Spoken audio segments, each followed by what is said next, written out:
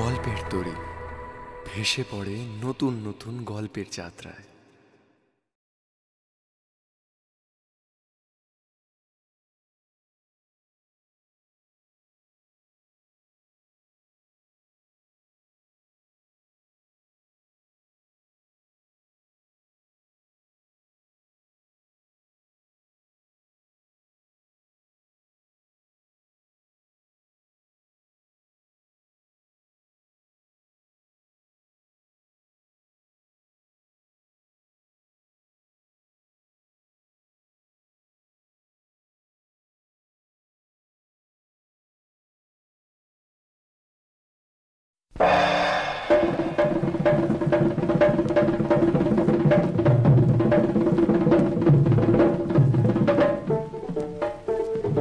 নমস্কার, আমি অনিন্দিতা, গল্পের তরীর একজন মাঝিয়ান। আজ আপনাদের শোনাব উপেন্দ্র কিশোর রায়চৌধুরীর লেখা ম্যাগনাম ওপাস, গুপি গায়েন ও পাখা বায়েন। উপেন্দ্র কিশোর রায়চৌধুরীর জন্ম 12ই মে 1863 সালে তৎকালীন মসুয়া কিশোরগঞ্জে। তিনি ছিলেন বিখ্যাত বাঙালি শিশু সাহিত্যিক। তিনি একাধারে লেখক, চিত্রকার, প্রকাশক, শখের জ্যোতির্বিদ, বেহালাবাদক ও সুরকারও ছিলেন। সন্দেশ পত্রিকা তিনি শুরু করেন, যা পরে তার পুত্র সুকুমার রায় ও পৌত্র সত্যজিৎ রায় সম্পাদনা করেছিলেন। ছেলেদের রামায়ণ, মহাভারত, টুনটুনির বই তাঁরই অমর সৃষ্টি। নাট্যরূপের স্বার্থে মূল গল্পকে যতটা সম্ভব এক রেখে আমরা গল্পে সামান্য কিছু পরিবর্তন করেছি। আশা করি গল্পটি আপনাদের উপভোগ্য হবে। চলুন তাহলে শুরু করা যাক আজকের বিশেষ গল্প, গুপি গায়েন ও পাখা বায়েন।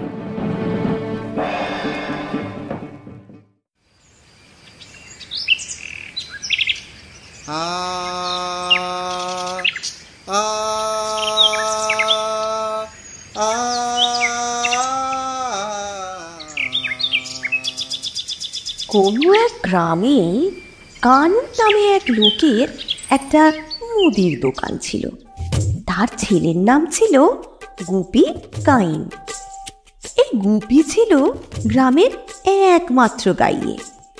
এছাড়া গ্রামের আর কেউ কিছুই গাইতে পারত না, তাই তারা তাকে খাতির করে বলতো গুপি গায়েন। গুপি যদিও একটা বই গান জানতো না, কিন্তু সেই একটা গান সে খুব করেই গাইতো। সেটা না গেয়ে সে তিলেকও থাকতে পারতো না, তার দম আটকে আসতো। যখন সে ঘরে বসে গাইতো, তখন তার বাবার দোকানের খদ্দের সব ছুটে পালাতো। 1 কিলো চাল হলো। এবার বল দেখি আর কি নিবি? দেখো রে দেখো রে, আমার গান শুরু হয়েছে। আরে শোন, কোথায় চললি? কি জ্বালা, হত ছাড়া ছেলেটা জ্বালিয়ে খেলো। যখন সে মাঠে গিয়ে গাইতো, তখন মাঠের যত গরু সব লেজ উঁচিয়ে ছুট লাগাতো। দেখো রে নয়ন মেলে, দেখো রে নয়ন মেলে, জগতের বার।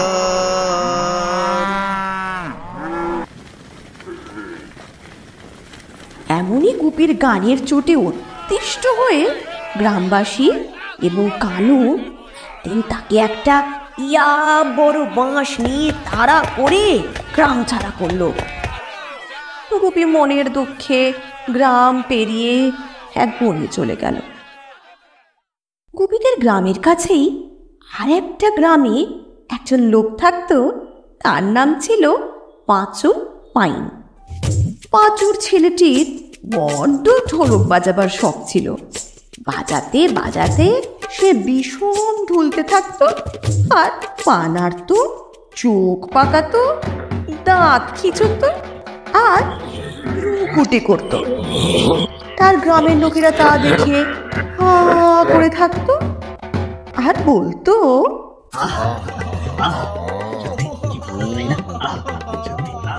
শেষে যখন বনে বাঘের মতো খেকিয়ে উঠত, তখন সকলের পালাবার ফাঁক না পেয়ে চিৎপাত হয়ে পড়ে যেত। তাই থেকে সকলে তাকে বলতো বাঘা বাইন। তার এই বাঘা নামই রটে গিয়েছিল। আসল নামটা যে তার কি তা কেউ জানতো না। বাঘা ঢোলক বাজাতো আর রোজ একটা করে ঢোলক ভাঙতো। শেষে আর পাঁচু তার ঢোলকের পয়সা দিয়ে উঠতে পারে না। কিন্তু বাঘার বাজনা বন্ধ হবে তাও কি হয়?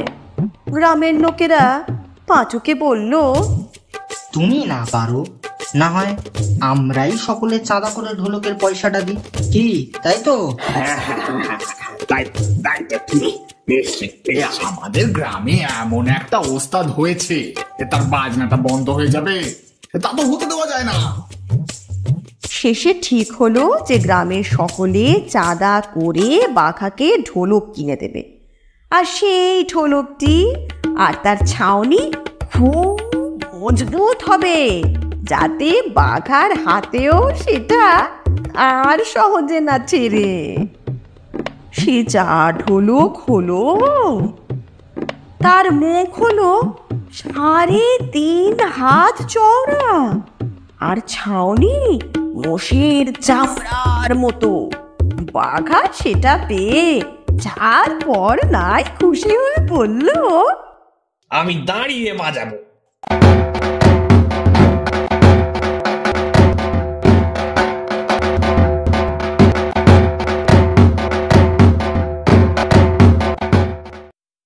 তখন থেকে সে দাঁড়িয়ে দাঁড়িয়ে সেই ঢোলক লাঠি দিয়ে বাজায়। 1.5 মাস দিন রাত বাজিয়েও বাঘা সেটাকে চিরতে পারল না। ততদিনে তার বাজনা শুনে শুনে তার বাপ মা পাগল হয়ে গেছে। গ্রামের লোকের মাথা ঘুরতে লাগলো, আর দিন কত কিভাবে চললে কি হতো বলা যায় না। এর মধ্যে একদিন গ্রামের সকলেই মিলে মোটা মোটা লাঠি নিয়ে এসে বাঘাকে বললে, লক্ষ্মী দাদা, তোমাকে 10 হাঁড়ি মিঠাই দিচ্ছি, অন্য কোথাও চলে যাও, নইলে আমরা সবাই পাগল হয়ে যাব। বাঘা কি আর করে, কাজেই তখন তাকে অন্য একটা গ্রামে যেতে হলো। সেখানে 2 দিন না থাকতেই সেখানকার সকলে মিলে তাকে গ্রাম থেকে বার করে দিল। তারপর থেকে সে যেখানেই যায় সেখান থেকেই তাকে তাড়িয়ে দেয়। তখন বেচারা ভাবলো, আর না, এই মূর্খদের কাছে থাকার চেয়ে বনে চলে যাওয়া অনেক ভালো। না হয় বাঘে খাবে, তবু আমার বাজনা চলবে। এই বলে বাঘা তার ঢোলকটিকে ঘাড়ে করে বনে চলে গেল। এখন বাঘার বেশ মজাই হচ্ছে। এখন আর কেউ তার বাজনা শুনে লাঠি নিয়ে আসে না। বাঘে খাওয়া দূরে থাক, সে বনে বাঘ ভাল্লুক কিচ্ছু নেই, আছে খালি একটা ভয়ানক জানোয়ার।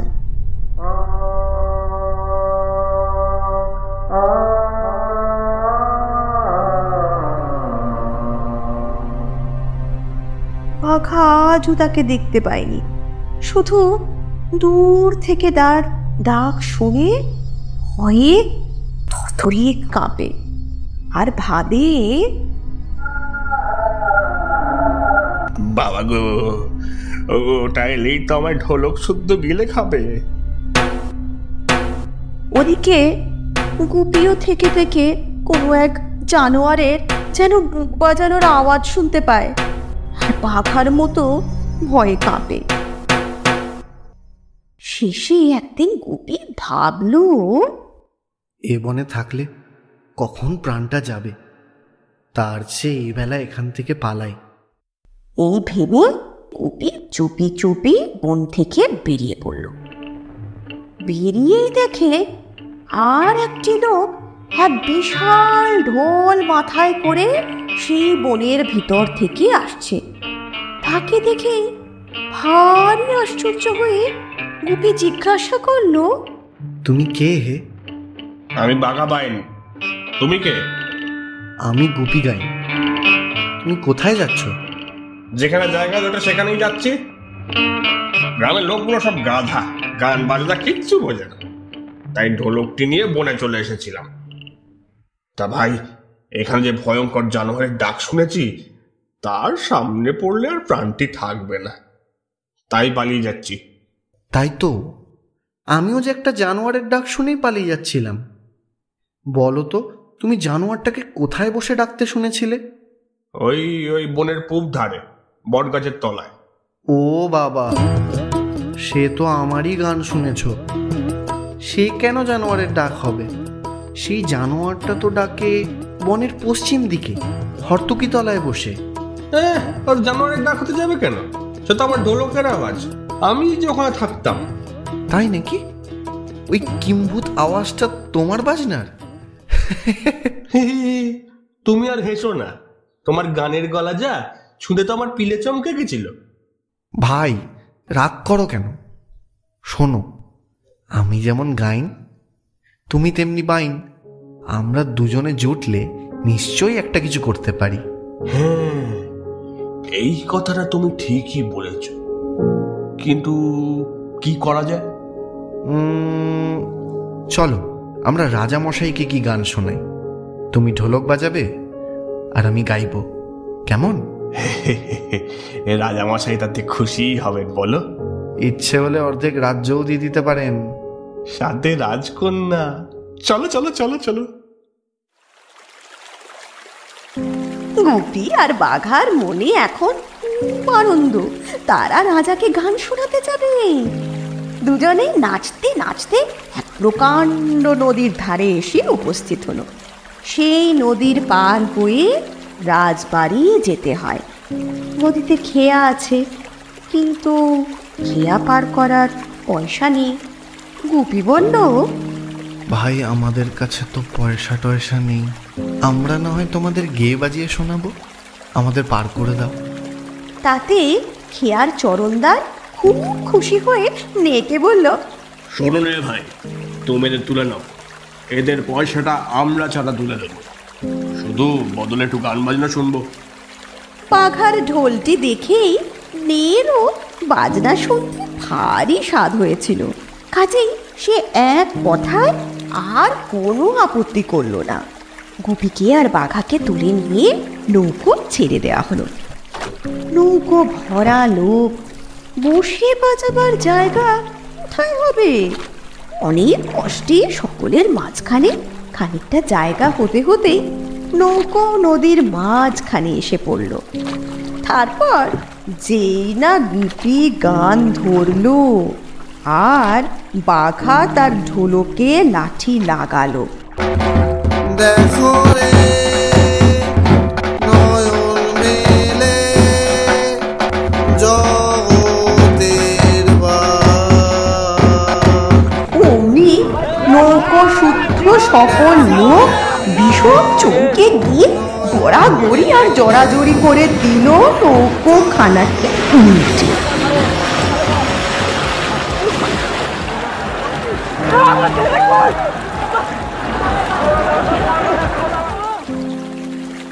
ভাগ্যিস বাঘার ঢোলকটি এত বড় ছিল, তাই আঁকড়ে ধরে দুজনার প্রাণ রক্ষা হলো। কিন্তু তাদের আর রাজবাড়ি যাওয়া ঘটল না। তারা সারাদিন সেই নদীর স্রোতে ভেসে শেষে সন্ধেবেলায় এক ভীষণ বনের ভিতর গিয়ে কুলি ঠেকল।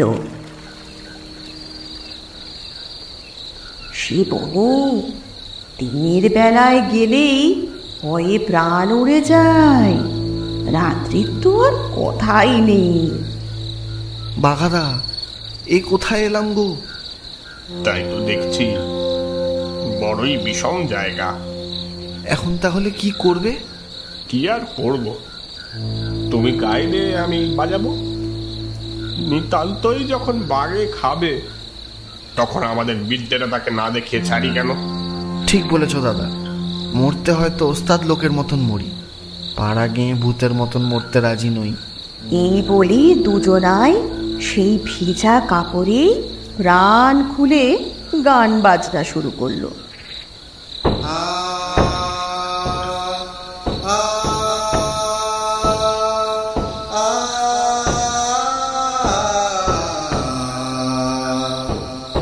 দেখো রে দেখো রে নয়ন মেলে,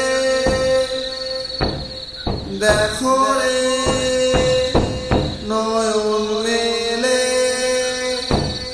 জগতের বার, দেখো রে নয়ন মেলে জগতের বার। বাঘা ঢোলটি সেদিন কিনা ভিজা ছিল, তাইতে তার আওয়াজটি হয়েছিল যার বর্ণাই গম্ভীর। আর গোপীও ভাবছিল এই তার শেষ গান, কাজেই তার গলার আওয়াজটিও খুব গম্ভীর হয়েছিল। সে গান যে কি জমাট হয়েছিল সে আর কি বলবো। 1 ঘন্টা 2 ঘন্টা করে দুপুর রাত হয়ে গেল, তবুও তাদের সে গান থামছেই না।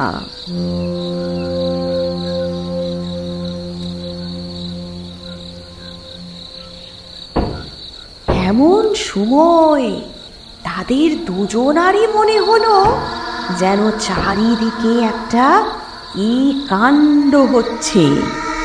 ঝাপসা ঝাপসা কালো কালো এই বড় বড় কি যেন সব গাছের উপর থেকে উঁকি মারতে লেগেছে। তাদের চোখগুলো জ্বলছে যেন আগুনের ভাটা, দাঁতগুলো পেরোচ্ছে জীবন সার। তা দেখে তখনই আপনা হতে বাঘার বাজনা থেমে গেল। তার সঙ্গে সঙ্গে দুজনার হাত পা গুটিয়ে, পেট বেঁকে, ঘাড় বসে, চোখ বেরিয়ে, মুখ হাঁ করে এলো তাদের গায়ে এমনই কাঁপুনি আর দাঁতে এমনই ঠকঠকানি ধরে গেল যে আর তাদের ছুটে পালাবারও জোর রইল না।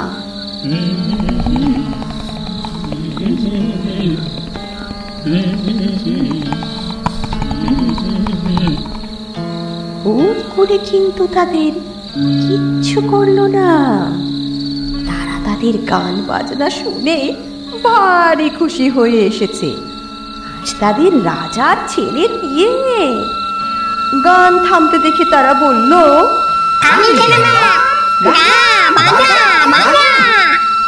এই কথায় গুপি আর বাঘা ভয়ে ভয়ে আবার গান ধরলো। অমনি ভূতেরা সব নৃত্য শুরু করে দিল।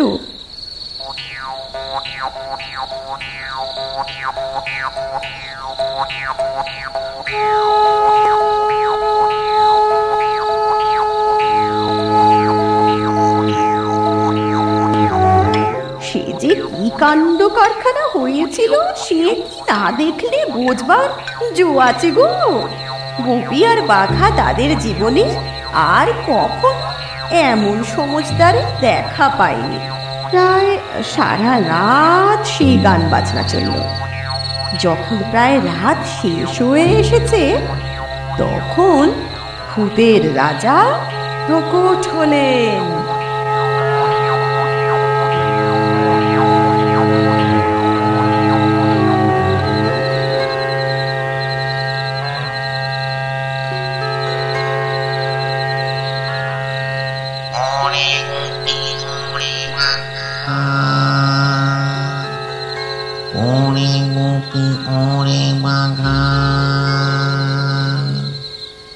আলো তোদের গান বাজনা, আজ আমার ছেলের বিয়ে, তোরা বড় ভালো ছেলে, কাছে আয় কাছে আয় কাছে আয়। পাবি তোরা 3 বর 3 বর 3 বর, চেয়ে ফেল চটপট চটপট। বর, আরে মনে করে চাও না কিছু একটা। বল বল তিন বল, শুধু তিন শুধু তিন, তিন তিন তিন বল। আমরা এই চাই যে আমরা যেন গেয়ে বাজিয়ে সকলকে খুশি করতে পারি। বেশ বেশ বেশ বেশ, তাই হবে। সুর হবে সুর হবে, গান হবে গান হবে, সুর হবে সুর হবে, তাল হবে। শুনলে তোদের গান ভেবা চাকা স্থির হয়ে সবাই থেমে যাবে। আর আমরা এই চাই যে আমাদের যেন খাওয়া পড়ার কষ্ট না হয়। হাতে হাতে দিয়ে তালি, যা চাবি তাই পাবি, তাই পাবি যা চাবি, যা চাবি তাই পাবি। বাঘাদা, আর আর কি চাইবো? আর কি চাইবো তো বুঝতে পারছি না। ইয়ে রাজামশাই, আমাদের দেশ বিদেশ ঘোরার খুব শখ। আমরা যেন অনেক জায়গা ঘুরে দেখতে পারি। তখন ভূতের রাজা তাদের দুজনকে 2 জোড়া জুতো দিয়ে বললে, এই জুতো পায়ে দিয়ে যেথা চাস সেথা যাবি। আমি আসি আমি আসি আমি আসি আমি আসি।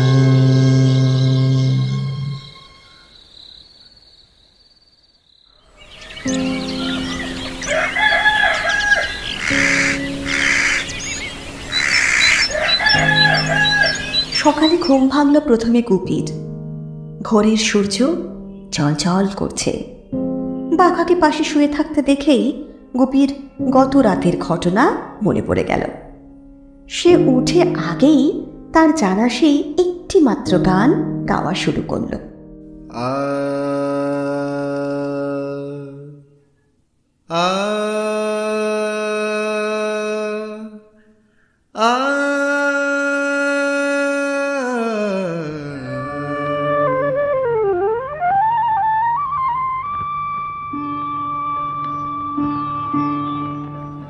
দেখো রে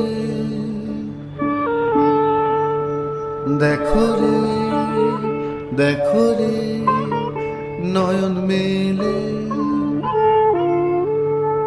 দেখো রে নয়ন মেলে জগতের বাহার।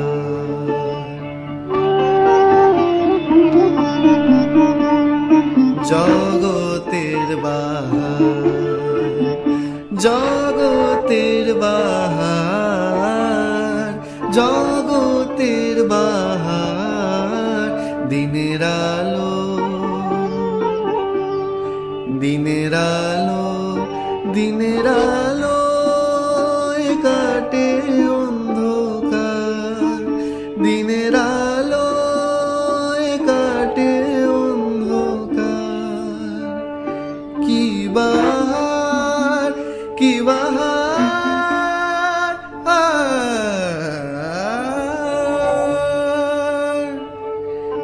দিনের আলো কাটে অন্ধকার। আহামরি কি বাহার আহামরি কি বাহার কি বাহার কি বাহার কি বাহার কি বাহার কি বাহার। কি অপূর্ব যে সেই গান! এমন সুন্দর গান বোধহয় কেউ কখনো শোনেনি। সেই গান শুনেই বাঘারও ঘুম ভাঙল। সেও তার ঢোলক বাজিয়ে দেখল। সত্যি সত্যি বাঘার ঢোলকও বাজছে দারুণ তালে।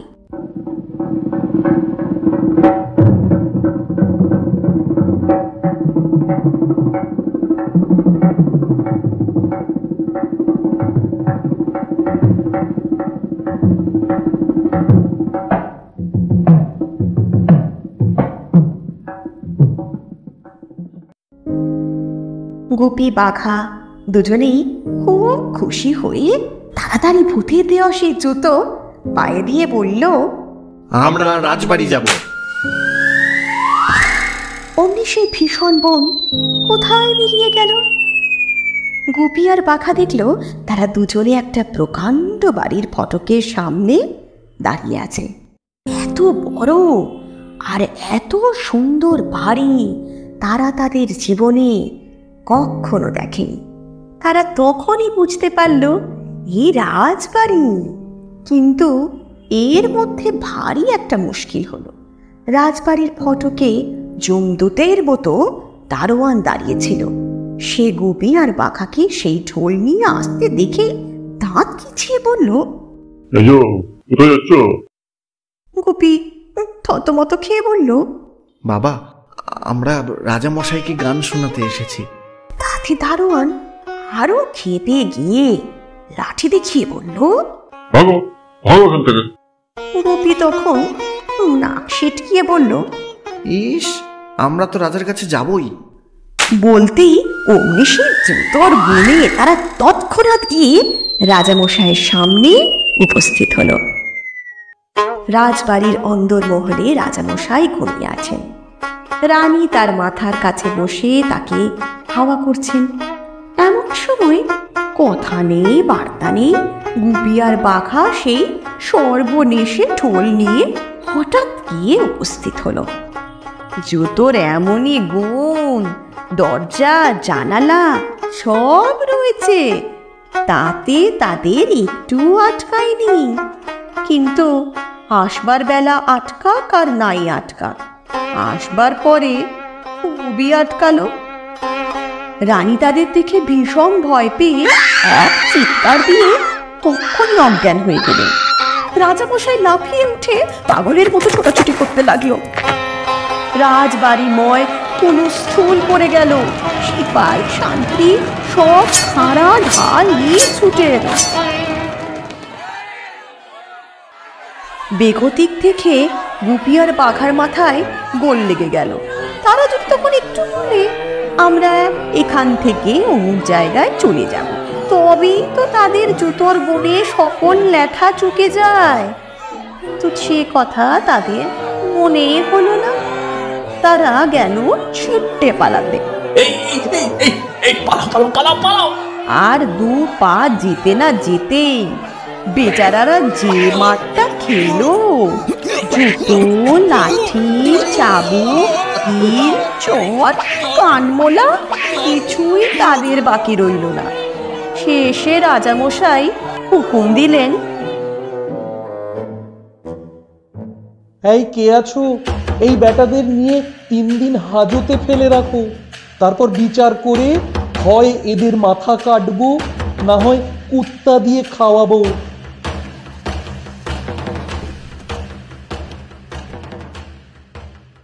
হায় গুপি, হায় বাঘা, বেচারারা এসেছিলেন রাজাকে গান শুনিয়ে কতই বকশিস পাবে ভেবে, তার মধ্যে এ কি বিপদ! পেয়াদারা বেঁধে মারতে মারতে একটা অন্ধকার ঘরে নিয়ে ফেলে রাখল। সেখানে পড়ে বেচারারা একদিন আর গায়ের ব্যথায় নড়তে চড়তে পারল না। তাতে তেমন দুঃখ ছিল না, কিন্তু বাঘার ঢোলটি যে গেল সেই হলো সর্বনাশের কথা। বাঘা বুক মাথা চাপড়িয়ে ভেও ভেও করে কাঁদছে আর বলছে,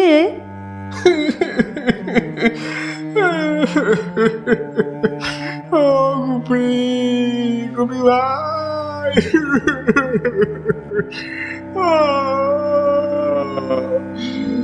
মার খেলাম, প্রাণ যাবে, তাতে দুঃখ নেই ভাই, কিন্তু আমার ঢোলকটা যে নিয়ে গেল।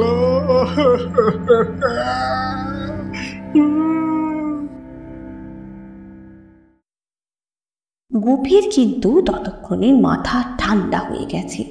সে বাঘার মাথায় হাত বুলিয়ে বলল, ভয় কি দাদা, ঢোল গিয়েছে, জুতো আর থলে তো আছে। আমরা নিতান্ত বেকুব, তাই এতগুলো মার খেলাম। যা হোক, যা হবার হয়ে গিয়েছে, এখন এর ভিতর থেকে একটা মজা করে নিতে হবে বাঘাদা। এই কথা শুনে একটু শান্ত হয়ে বাঘা বলল, হ্যাঁ, কি মজা হবে? আগে তো খাওয়ার মজাটা করে নি। তারপর অন্য মজার কথা ভেবে দেখবক্ষণ। এই বলে দুজনে হাতে হাতে তালি দিয়ে বলল, দাও তো দেখি এক হাঁড়ি পোলাও।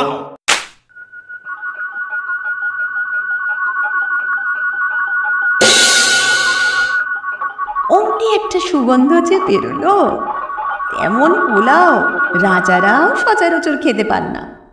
গুপি বাঘা আবার বলল, ভাজা ব্যঞ্জন, চাটনি, মিঠাই, দই, রাবড়ি, শরবত শিগগির দাও।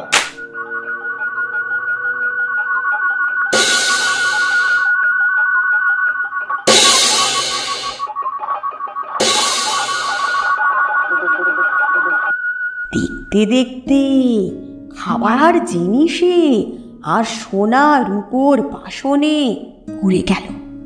দুজন লোক আর কত খাবে? সে অপূর্ব খাবার খেয়ে তাদের গায়ের ব্যথা কোথায় চলে গেল তারা ঠিকই নেই। তখন বাঘা বলল, চলো ভাই, এই বেলা এখান থেকে পালাই, নইলে শেষে কুত্তা দিয়ে খাওয়াবে। বাঘাদা, আমরা তো যখন তখন পালাতে পারি, একটু রসো দেখাই যাক না কি হয়। কিন্তু আমার যে এখন একটা গান গাইতে বড় ইচ্ছে হচ্ছে বাঘাদা। আমার তো ঢোলক নাই, তুমিই গাও। এখানে বসে বসে কি আর করব, তোমার একটা গানই শুনি। আচ্ছা বেশ। এক যে ছিল রাজা। বাহ, এইভাবেই গাও, চেঁচায়ও না। এক যে ছিল রাজা, তার ভারী দুঃখ, ভারী দুঃখ। রাজার ভারী দুঃখ, হে আমিও বুঝেছি। দেখো রাজা কাঁদে রাজা, আহা রাজা বেচারা রাজার ভারী দুঃখ। বাহ, বড় ভালো বেড়েছ তো গানখানা। দুঃখ কিসে হয়, দুঃখ কিসে হয়, কিসে হয় বলো তো? অভাগারা ভাবে যেন শুধু নয়, যার ভাণ্ডারে রাশি রাশি সোনা দানা ঠাসা ঠাসি, যার ভাণ্ডারে রাশি রাশি সোনা দানা ঠাসা ঠাসি, তারও তারই বেশি ভয়, যেন সেও সুখী নয়, সুখী নয়। ডাকাতের ভয় তো রাতে ঘুম নাই। দুঃখ যাবে কি, দুঃখ যাবে কি বিরস বদনে, রাজা ভাবে কি বলি যারে তারে দিয়ে শাস্তি, রাজা কখনো স্বস্তি পাবে কি, দুঃখ যাবে কি। এই গান শুনলে পরে রাজা আমাদের ছেড়ে দিত হে। দুঃখ কিসে যায়, দুঃখ কিসে যায়, প্রাসাদেতে বন্দি রওয়া বড় দায়, বড় দায়।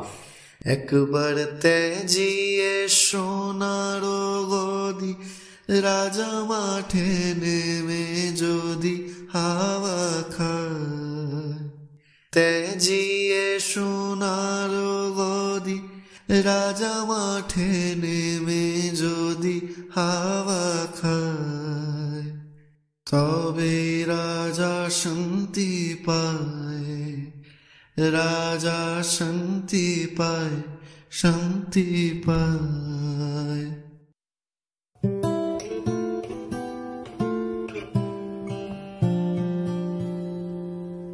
দুদিন চলে গেল, আর একদিন পরে রাজা তাদের বিচার করবেন। বিচারের দিন রাত থাকতে উঠে গুপি বাঘাকে ডেকে তুলে বলল, বাঘাদা, আমরা এখন রাজপোশাক পরে বেড়াতে বেরোবো। রাজপোশাক বলো কি? সে আমরা পাবো কোথায়? ও মা, ভুলে গেলে? খাওয়া পড়া যা চাইবো তাই। এরপর গুপি বাঘা হাতে হাতে তালি দিয়ে বলল, আমাদের দুজনের রাজপোশাক চাই। বলতেই তাদের পরনে এমন সুন্দর পোশাক চলে এলো যে তেমন পোশাক কেউ তৈরি করতে পারে না।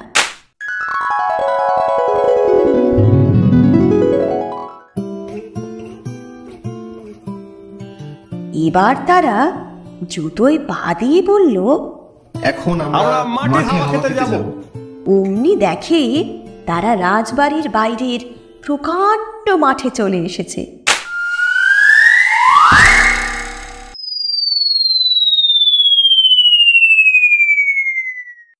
দূর থেকে তাদের আসতে দেখেই দারোয়ান ছুটে গিয়ে রাজামশাইকে খবর দিয়েছে। রাজা আসছেন এদিকে। রাজাও তা শুনে তার ফটকের সামনে এসে দাঁড়িয়েছেন। বাঘা আর গুপি আসতেই তিনি তাদের চার পর্নায় আদর দেখিয়ে বাড়ির ভিতরে নিয়ে গেলেন। চমৎকার একটি ঘরে তাদের বাসা দেওয়া হলো।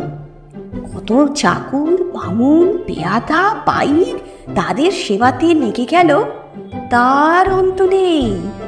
তারপর গুপি আর বাঘা হাত পা ধুয়ে জলযোগ করে একটু ঠান্ডা হলেই রাজামশাই তাদের খবর নিতে এলেন। তাদের পোশাক দেখে অবধি তিনি ভেবে নিয়েছেন, না জানি এরা কত বড় রাজাই হবেন। তারপর শেষে যখন তিনি গুপিকে জিজ্ঞাসা করলেন, আপনারা কোন দেশের রাজা? তখন গুপি হাত জোর করে তাকে বলল, মহারাজা, আমরা কি রাজা হতে পারি? আমরা আপনার চাকর। গুপি সত্য কথাই বলেছিল, কিন্তু রাজার তাতে বিশ্বাস হলো না। তিনি ভাবলেন, কি ভালো মানুষ, কেমন নরম হয়ে কথা বলে। যেমন বড় রাজা তেমনি ভদ্রলোকও দেখছি। তিনি তখন আর বিশেষ কিছু না বলে তাদের দুজনকে তার সভায় নিয়ে এলেন। সেখানে সেদিন সে দুটো লোকের বিচার হবে 3 দিন আগে যারা গিয়ে তার শোবার ঘরে ঢুকেছিল।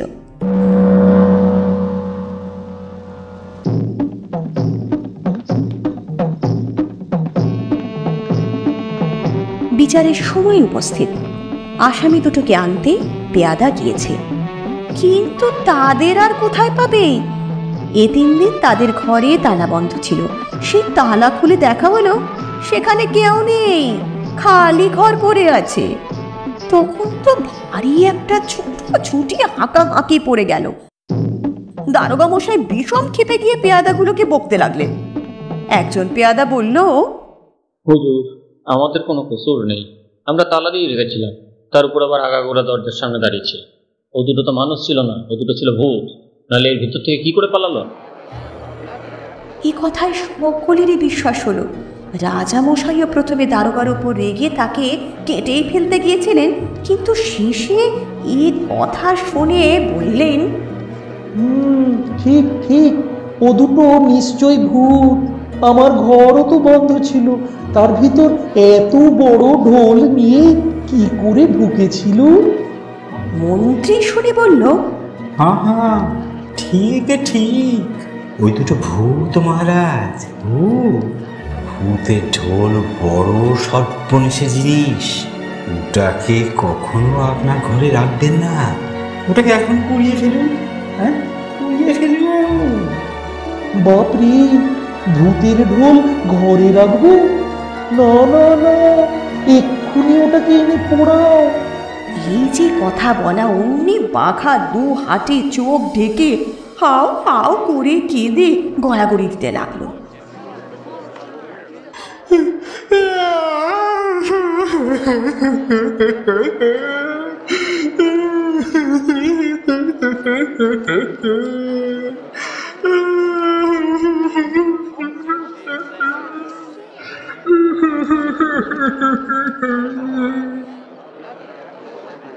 সেদিন বাঘাকে নিয়ে গুপির কি মুশকিলই যে হয়েছিল। ঢোল পোড়াবার নাম শুনে বাঘা কাঁদতে আরম্ভ করেছে। ঢোল এনে তাতে আগুন ধরিয়ে দিলে না জানি সে কি করবে। তখন সেটা যে তারই ঢোল, সে কথা কি আর বাঘা সামলে রাখতে পারবে? সর্বনাশ! এখন এখন বুঝি ধরা পড়ে প্রাণটাই হারাতে হয়। গুপির বড় ইচ্ছে হচ্ছিল যে বাঘাকে নিয়ে ছুটতে পালায়, কিন্তু তার তো আর জো নেই। সবাই বসবার সময় যে সেই জুতোগুলো পা থেকে খুলে রাখা হয়েছে। এদিকে কিন্তু বাঘার কাণ্ড দেখে সভাময় এক বিষম হুলস্থুল পড়ে গেছে।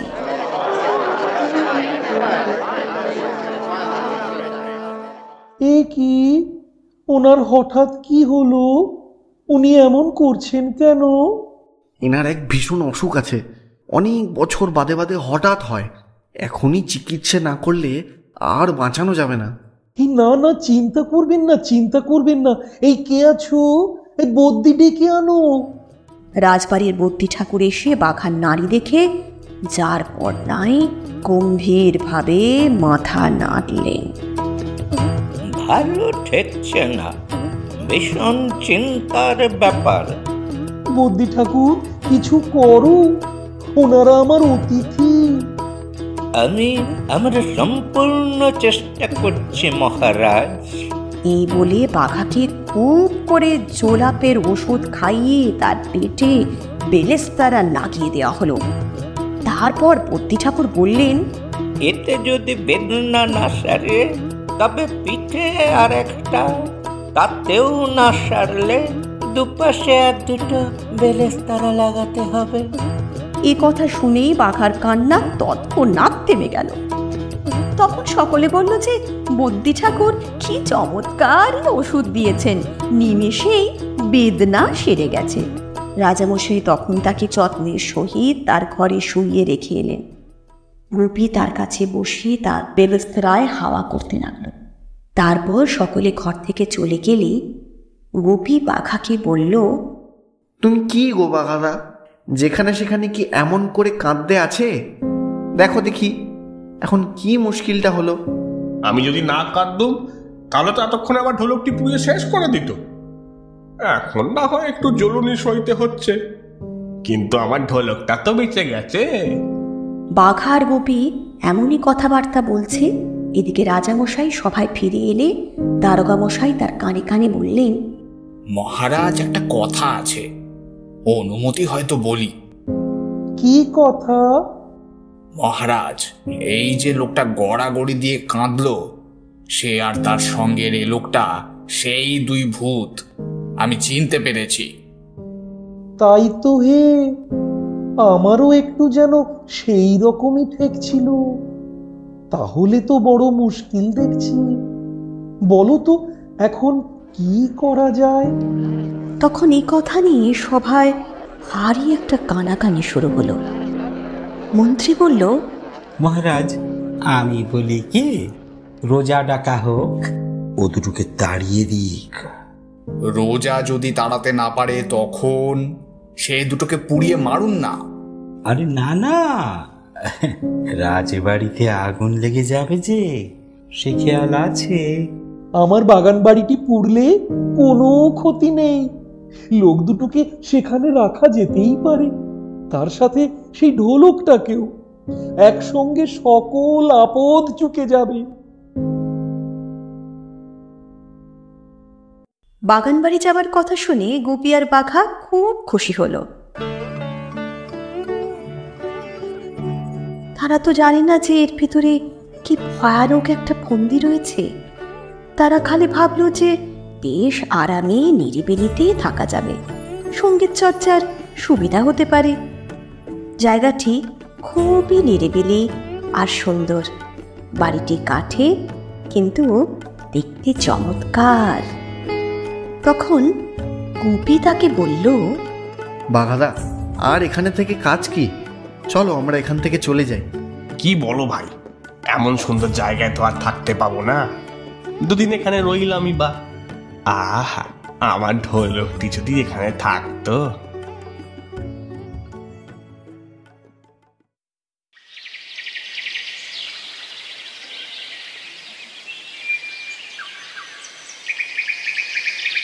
সেদিন বাঘা বাড়ির এ ঘর ও ঘর ঘুরে বেড়াচ্ছে। গুপি বাগানের এক জায়গায় বসে গুনগুন করছে। এমন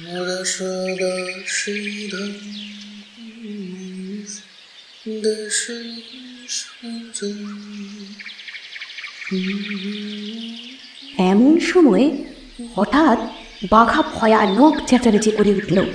ও ভাই, ও গুবি ভাই, তাদিন দিন দিন দিন তা নাই কাজে চিন্তা কি গো ও ভাই। গুপি তখন ছুটে এসে দেখলো যে বাঘা তার সেই ঢোলকটা মাথায় করে পাগলের মতো নাচছে, আর যা তা আবোল তাবোল বলছে। ঢোলক পেয়ে তার এত আনন্দ হয়েছে যে সে আর কিছুতেই স্থির থাকতে পারছে না। বাবা, বাঘাদা তুমি এমন করে চেঁচালে আমি তো ভয়ই পেয়ে গেছিলাম। ও, এত দুঃখের পর ঢোলকটি পেয়েছি। খাওয়া দাওয়ার পর রাত্রে বারান্দায় বসে দুজনে খুব করে গান বাজনা করা যাবে, কি বলো? হ্যাঁ, সে নিশ্চয়ই করা যাবে, কিন্তু ঢোলক তুমি পেলে কোথায়? আরে আর বলো না, এই মন্ত্রী মশাই এসেছিলেন। আজ এই বাড়িতে রাজা এক ভোজের ব্যবস্থা করেছেন গো, সেই খবর দিয়ে গেলেন, আর সাথে ঢোলকটাও রেখে গেলেন।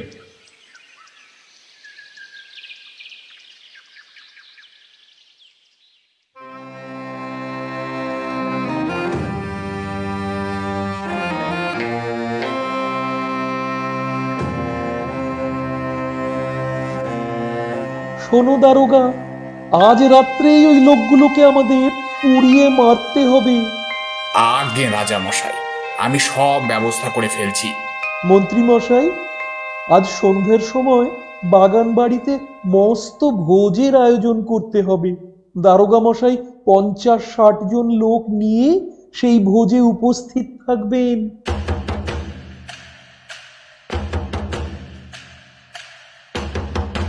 খাওয়া দাওয়ার পরে ভূত দুটো ঘুমিয়ে পড়লে আমরা সকলে মিলে একসঙ্গে সেই কাঠের বাড়ির চারদিকে আগুন দিয়ে তাদের পালাবার পথ বন্ধ করব। আগে রাজামশাই, আপনার আজ্ঞা মতো সব কিছু হয়ে যাবে। আমি নিজে গিয়ে ভূত দুটোকে আমন্ত্রণ জানিয়ে আসবো, সাথে তাদের ওই ঢোলকটিও পৌঁছে দিয়ে আসবো।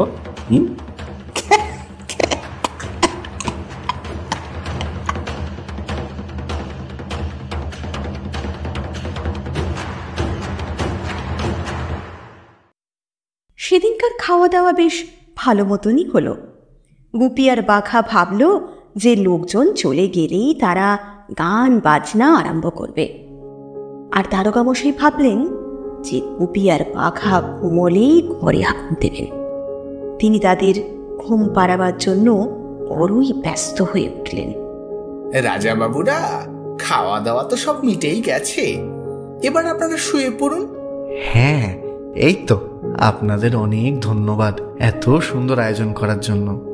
আপনারা নিশ্চিন্তে যান, আমাদের কোনো অসুবিধা হবে না। তাই বললে কি আর হয়? রাজা মশাই আমাকে দায়িত্ব দিয়েছেন আপনাদের ঘুম পাড়িয়ে তারপর এখান থেকে যেতে। না না, আপনারা বিদায় না নিলে আমরা কি করে? বাঘাদা, বড্ড ক্লান্ত লাগছে আজ, চলো ঘুমিয়ে পড়ি। স্পষ্টই বোঝা গেল যে তারা না ঘুমোলে দারোগা সেখান থেকে যাবেন না।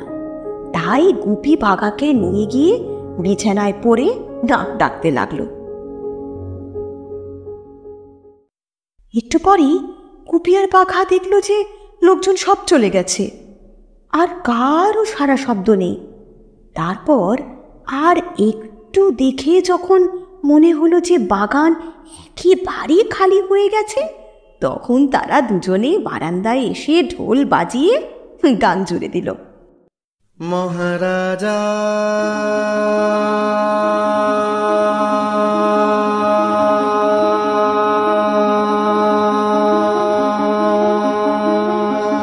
তোমার সেলাম সেলাম সেলাম সেলাম, মোরা বাংলাদেশের থেকে এলাম, মোরা বাংলাদেশের থেকে এলাম।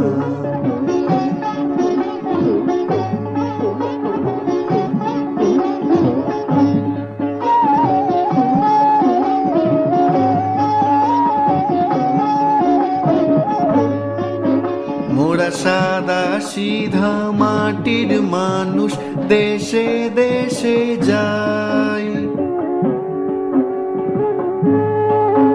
মোরা সাদা সিধা মাটির মানুষ দেশে দেশে যায়। মোদের নিজের ভাষা ভিন্ন আর ভাষা জানা নাই। মোদের নিজের ভাষা ভিন্ন আর ভাষা জানা নাই। মহারাজা রাজা মশাই, তবে জানা আছে ভাষায় অন্য, তোমাদের শুনাইয়ে ধন্য এসেছি তাহারি জন্য রাজা। তবে জানা আছে ভাষায় অন্য, তোমাদের শুনাইয়ে ধন্য এসেছি তাহারি জন্য রাজা। মহারাজ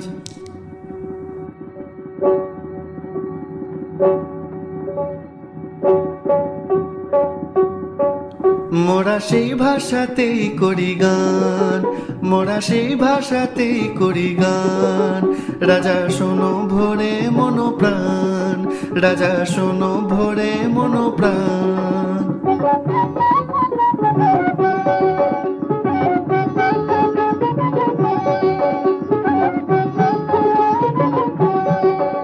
এই যে সুরেরই ভাষা, ছন্দেরই ভাষা,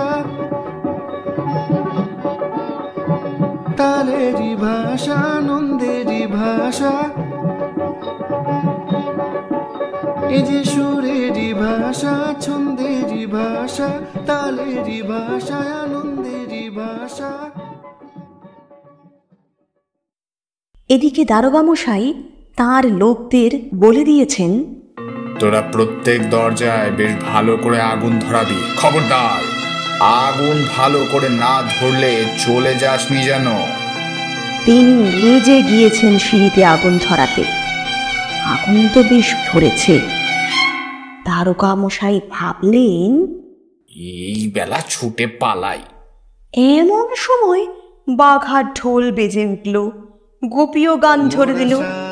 তখন আর দারোগা মশাই পাতার লোকদের কারও সেখান থেকে নড়বার জোর রইল না। সকলকেই পুড়ে মরতে হলো। গোপী, হে গোপী, ওই দেখো কারা যেন বাগান বাড়িতে আগুন লাগিয়ে দিয়েছে।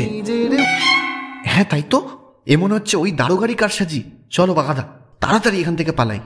তারা জুতোর জুড়ি তাড়াতাড়ি সেখান থেকে চম্পট দিল।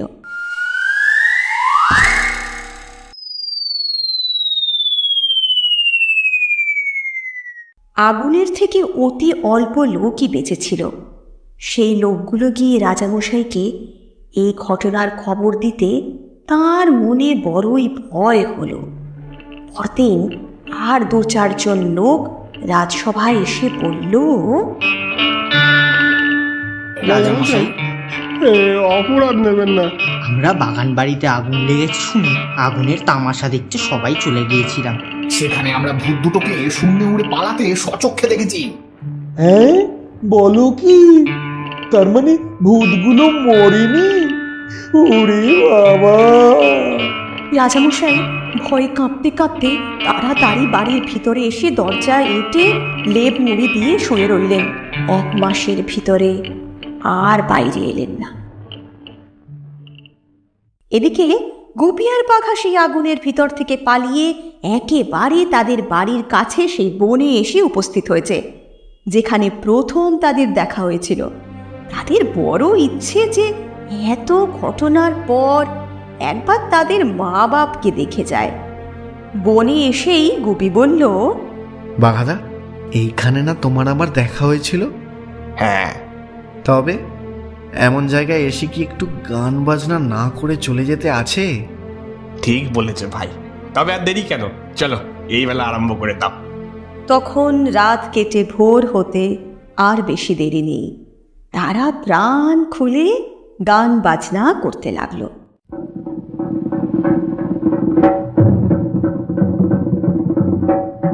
ভূতের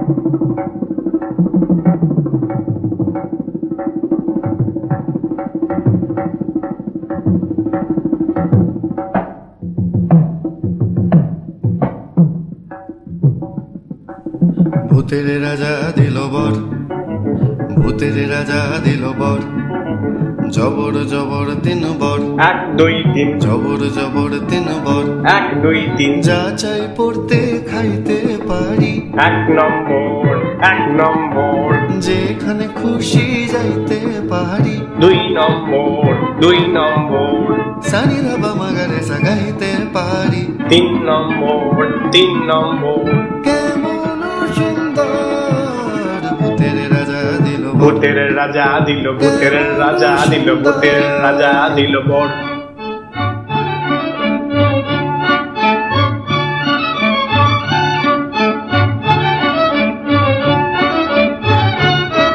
আহা ভূত, বাহা ভূত, কি বা ভূত, কিম ভূত, বাবা ভূত, ছানা ভূত, খোঁড়া ভূত, কানা ভূত, কাঁচা ভূত, পাকা ভূত, সোজা ভূত, বাঁকা ভূত, রোগা ভূত, মোটা ভূত, আধা ভূত, গোটা ভূত, আর হাজার ভূতের রাজার দয়া মোদেরই উপর, আর হাজার ভূতের রাজার দয়া মোদেরই উপর, ভূতের রাজা দিল বর। এর মধ্যে এক আশ্চর্য ঘটনা হয়েছে। একদল ডাকাত হাল্লার রাজার ভাণ্ডার লুটে তার ছোট ছেলে দুটিকে চুরি করে নিয়ে পালিয়ে এসেছিল। রাজা অনেক সৈন্য নিয়ে তাদের পিছু পিছু প্রাণপণে ছুটেও ধরতে পারছিলেন না। গুপি আর পাখা যখন গান ধরেছে, ঠিক সেই সময়ে সেই ডাকাতগুলো সেই বনের ভিতর দিয়ে যাচ্ছে। কিন্তু সেই গান একবার শুনলে তো আর তার শেষ অবধি না শুনে চলে যাবার জো নেই। কাজেই ডাকাতদের তখনই সেখানে দাঁড়াতে হলো। ভোর হতেই হাল্লার রাজা এসে অতি সহজেই তাদের ধরে ফেললেন। তারপর যখন তিনি জানলেন যে গুপি আর বাঘার গানের গুণেই তিনি ডাকাত ধরতে পেরেছেন, তখন আর তাদের আদর দেখে কে। রাজকুমাররাও বললেন, বাবা, এমন আশ্চর্য গান আগে কখনো শুনিনি। হ্যাঁ বাবা, এদের আমাদের সঙ্গে নিয়ে চলো। কাজেই রাজা গুপি আর বাঘাকে বললেন, তোমরা আমার সঙ্গে চলো, তোমাদের 500 টাকা করে মাইনে হলো। এ কথায় গুপি জোর হাতে রাজামশাইকে নমস্কার করে বলল, আপনার অশেষ কৃপা মহারাজ, তবে দয়া করে যদি 2 দিনের ছুটি দিতেন, আমরা আমাদের পিতামাতাকে দেখে তাদের অনুমতি নিয়ে আপনার রাজধানীতে গিয়ে উপস্থিত হব। আচ্ছা, এ 2 দিন আমরা এই বনেই বিশ্রাম করছি। তোমরা তোমাদের মা বাপকে দেখে 2 দিন পরে এসে এখানেই আমাদের পাবে। গুপিকে তাড়িয়ে অবধি তার বাবা তার জন্য বড়ই দুঃখিত ছিল। কাজেই তাকে ফিরে আসতে দেখে তার বড় আনন্দ হলো। কিন্তু বাঘা বেচারার ভাগ্যে সে সুখ মিলল না। সে গ্রামে ঢুকতেই তার গ্রামবাসীরা দাঁত খেঁচিয়ে তার মা বাপের মৃত্যুর কথা বলে, এবং আবার যদি বাঘার ঢোলকের সেই বিদকুটে বাজনা শুরু হয়, এই ভয়ে ইয়া বড় লাঠি নিয়ে তাকে মারতে এলো। সে প্রাণপণে ছুটে পালাতে পালাতে ইট মেরে তার পা ভেঙে মাথা ফাটিয়ে রক্তারক্তি করে দিল। গুপি তাদের ঘরের দাওয়ায় বসে তার বাপের সঙ্গে কথা বলছিল। এমন সময় সে দেখল যে বাঘা পাগলের মতো খোঁড়াতে খোঁড়াতে ছুটে আসছে। তার কাপড় ছিঁড়ে ফালি ফালি আর রক্তে লাল হয়ে গেছে। অমনি সে তাড়াতাড়ি বাঘার কাছে ছুটে গিয়ে জিজ্ঞাসা করলো, বাঘাদা, কি হয়েছে? তোমার এ দশা কেন? গুপিকে দেখেই বাঘা এক গাল হেসে ফেলেছে। তারপর সে হাঁপাতে হাঁপাতে বলল, আর বলো না ভাই, বড্ড বেঁচে এসেছি। মূর্খগুলো আরেকটু হলে আমার ঢোলটা ভেঙে দিয়েছিল।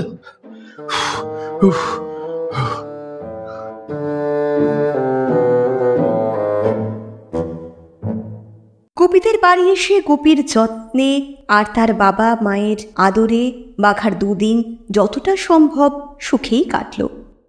দুদিন পর গোপী তার মা বাপের কাছ থেকে বিদায় নেবার সময় বলে গেল, তোমরা তৈরি হয়ে থাকবে, আমি আবার ছুটি পেলেই এসে তোমাদের নিয়ে যাব। তারপর কয়েক মাস চলে গিয়েছে। গোপী আর বাঘা এখন হাল্লার রাজার বাড়িতে পরম সুখে বাস করে। দেশ বিদেশে তাদের নাম রটে গিয়েছে। রাজামশাই তাদের ভারী ভালোবাসেন। তাদের গান না শুনলে একদিনও থাকতে পারেন না। নিজের দুঃখ সুখের কথা সব গোপীর কাছেই বলেন। একদিন গোপী দেখল রাজামশাইয়ের মুখখানি বড়ই মলিন। তিনি ক্রমাগতই যেন কি ভাবছেন, যেন তার কোনো বিপদ হয়েছে। শেষে একবার তিনি গোপীকে বললেন, গোপী, মুশকিলে পড়েছি, কি হবে জানি না। শুন্ডির রাজা আমার রাজ্য কেড়ে নিতে আসছে। শুন্ডির রাজা হচ্ছেন সেই তিনি যিনি গোপী আর বাঘাকে পুড়িয়ে মারতে চেয়েছিলেন। তার নাম শুনেই গোপীর মনে একটা চমৎকার মতলব এলো। সে তখন রাজামশাইকে বলল, মহারাজ, এর জন্য কোনো চিন্তা করবেন না। আপনার এই চাকরকে হুকুম দিন, আমি একটু চেষ্টা করে দেখি। গোপী, তুমি গাইয়ে বাজিয়ে মানুষ, যুদ্ধের ধারও ধারো না, তার কিছু বোঝো না। শুন্ডির রাজার বড় ভারী খোঁজ, তুমি কি তার কিছু করতে পারবে? মহারাজ, হুকুম পেলে একবার চেষ্টা করে দেখতে পারি, ক্ষতি তো কিছু হবে না। তোমার যা ইচ্ছা তাই তুমি করতে পারো। এ কথায় গোপী যার পর নাই খুশি হয়ে বাঘাকে ডেকে পরামর্শ করতে লাগলো। ভাই গোপী, এবারে আমরা দুজনে মিলে একটা কিছু করবই করব। শুধু আমার একটা কথায় একটু ভয় হচ্ছে, হঠাৎ যদি প্রাণ নিয়ে পালাবার দরকার হয়, তবে হয়তো আমি আবার জুতোর কথা ভুলে গিয়ে সাধারণ লোকের মতো কষে ছুট দিতে যাব আর মার খেয়ে সারা হব। এমনি করে দেখো না, আর সেবারে আমাদের গায়ে মূর্খগুলোর হাতে আমার কি দশাটাই না হলো। এবার আর তেমন কিছু হবে না বাঘাদা। আমি এমনই মতলব করব যে ওরা আমাদের চিনতেই পারবে না। যা হোক, গোপী কথায় বাঘা সে ভয় কেটে গেল। আর পরদিন থেকেই তারা কাজে লাগলো। দিন কতক ধরে রোজ রাত্রে তারা শুন্ডি চলে যায় আর রাজবাড়ির আশেপাশে ঘুরে সেখানকার খবর নেয়। যুদ্ধের আয়োজন যা দেখতে পেল সে বড়ই ভয়ঙ্কর। এই আয়োজন নিয়ে এরা হাল্লায় গিয়ে উপস্থিত হলে আর রক্ষে নেই।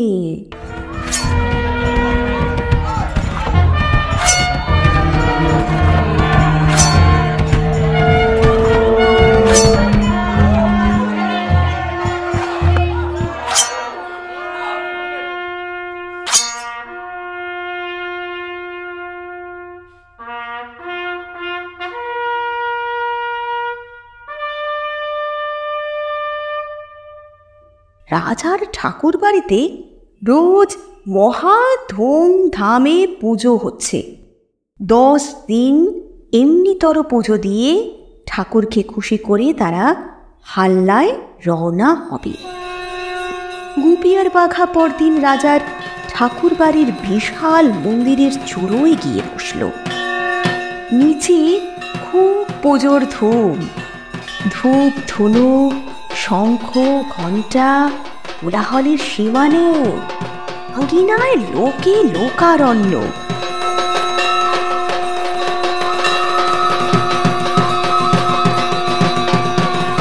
এমন সময় গোপী বাঘা হাতে হাতে তালি দিয়ে বলল, একদম নতুন ধরনের সরেস মিঠাই চাই। বলার সাথে সাথে তাদের সামনে হাঁড়ি হাঁড়ি মিঠাই এসে হাজির হলো।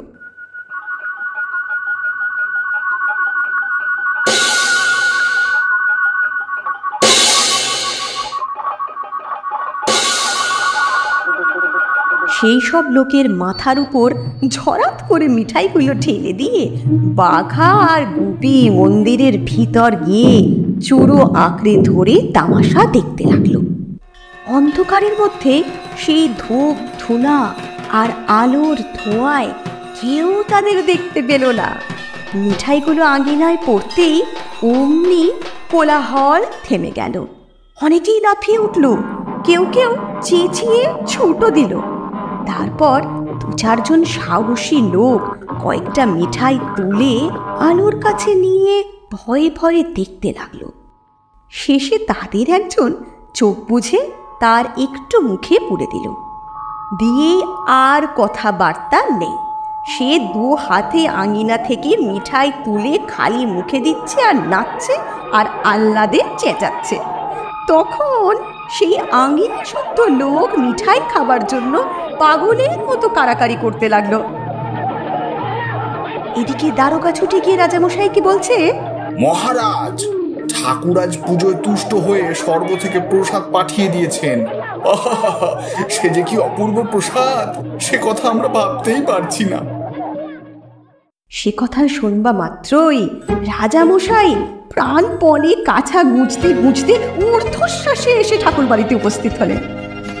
কিন্তু হায়, ততক্ষণে সব প্রসাদ শেষ হয়ে গিয়েছিল। সমস্ত উঠোন ছাদ দিয়েও রাজামশাইয়ের জন্য একটু প্রসাদের গুঁড়ো পাওয়া গেল না। তখন রাজা রেগে রেগে বললেন, পুজো করি আমি, আর প্রসাদ খেয়ে শেষ করো তোমরা? আমার জন্য একটু গুঁড়ো রাখো না, তোমাদের সকলকে ধরে আমি শুলে চড়াবো।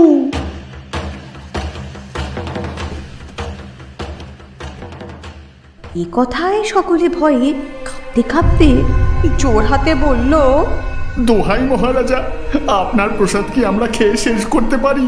বাপরে, আমরা খেতে না খেতেই ঝাঁ করে কোনখান দিয়ে ফুরিয়ে গেল। আজ আমাদের প্রসাদগুলো আপনি মাফ করে দিন মহারাজ। কালকের যত প্রসাদ সব আপনার একার জন্যই থাকবে মহারাজ। আচ্ছা, তাই হবে। খবরদার, মনে থাকে যেন।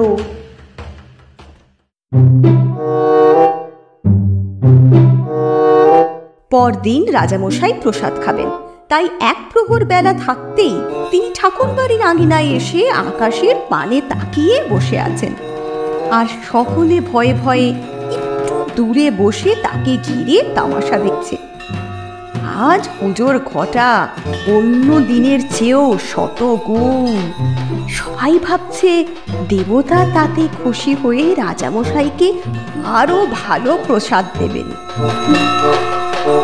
রাত দুপুরের সময় গোপী আর বাঘা আরো আশ্চর্য রকমের মিঠাই নিয়ে এসে মন্দিরের চূড়োয় বসল। আজ তাদের পরনে খুব জমকালো পোশাক, মাথায় মুকুট, গলায় হার, হাতে পালা, কানে কুণ্ডল। তারা দেবতা সেজে এসেছে। ধোঁয়ার জন্য কিছুই দেখা যাচ্ছে না, কিন্তু তবুও রাজামশাই আকাশের পানে তাকিয়ে আছেন। এমন সময় গুপি আর বাঘা হাসতে হাসতে তার উপরে সেই মিঠাইগুলো ফেলে দিল। তাতে রাজামশাই প্রথমে আটকে উঠলেন, তারপর মিঠাই তুলে মুখে দিতে লাগলেন আর দেই দেই করে নাচটা যে নাচলেন। এমন সময় গুপি আর বাঘা হঠাৎ মন্দিরের চূড়ো থেকে নেমে এসে রাজার সামনে দাঁড়ালো। তাদের দেখে সকলে, এই এই দেখো সবাই, ঠাকুর এসেছেন। ঠাকুর এসেছেন?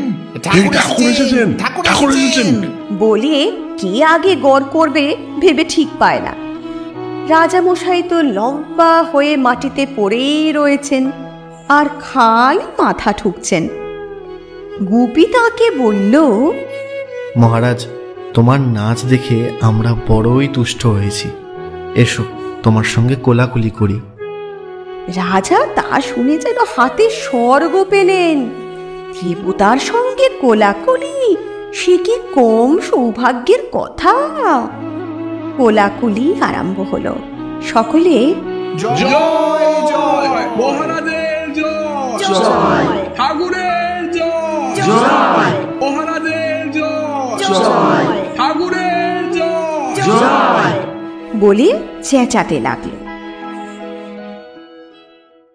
এই অবসরে গুপি আর বাঘা রাজামশাইকে খুব করে জড়িয়ে বলল, এখন তবে আমাদের ঘরে যাব। বলতে বলতেই তারা তাকে শুদ্ধ একেবারে এসে তাদের নিজের ঘরে উপস্থিত। ঠাকুরবাড়ির আঙিনায় সেই লোকগুলো অনেকক্ষণ ধরে হাঁ করে আকাশের পানে চেয়ে রইল।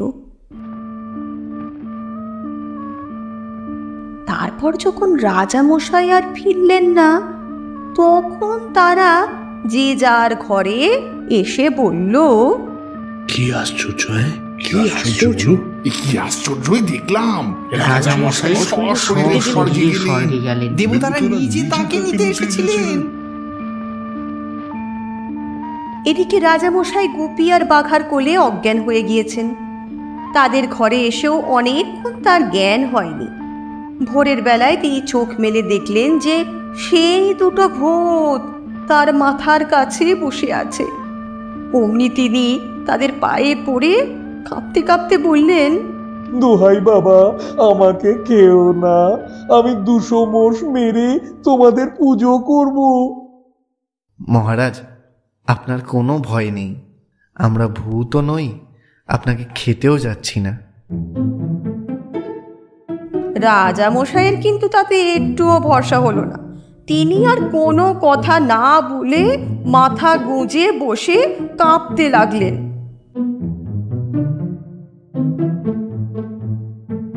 এদিকে বাঘা এসে হাল্লার রাজাকে বলল, মহারাজ, কাল রাত্রে আমরা শুন্ডির রাজাকে ধরে এনেছি মহারাজ। এখন বলুন কি আজ্ঞা হয়।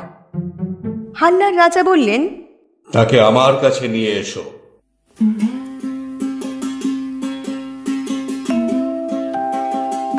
দুই রাজার যখন দেখা হলো, তখন শুন্ডির রাজা বুঝতে পারলেন যে তাকে ধরে আনা হয়েছে।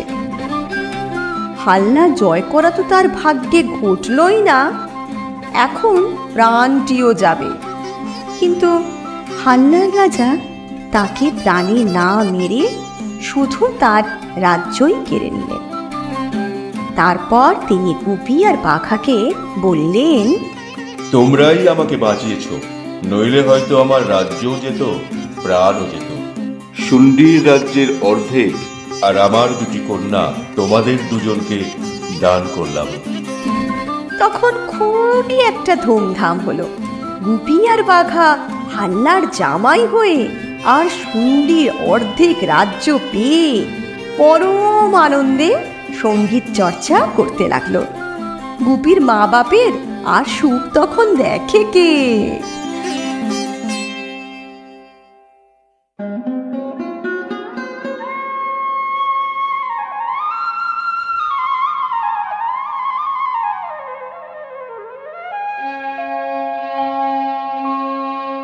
মোরা দুজনায় রাজার জামাই, মোরা দুজনায় রাজার জামাই, জামাই মোরা দুজনায় রাজার জামাই, জামাই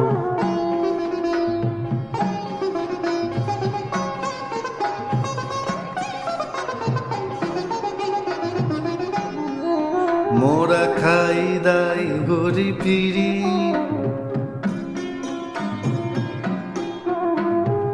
আহা কি মোদের চিরি, মোরা খাই দাই ঘুরি ফিরি, আহা কি মোদের চিরি, মোরা দিনে করি বাবুগিরি, মোরা দিনে করি বাবুগিরি, রাতে আয়ে সে ঘুমাই, রাতে আয়ে সে ঘুমাই, মোরা দুজনায় রাজার জামাই, জামাই মোরা দুজনায় রাজার জামাই।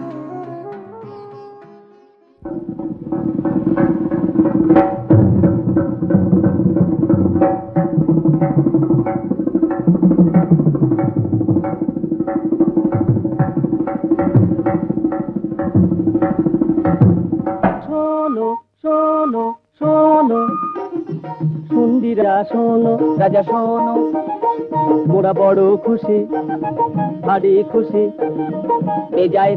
বেজায় খুশি তোমার দেশে এসে।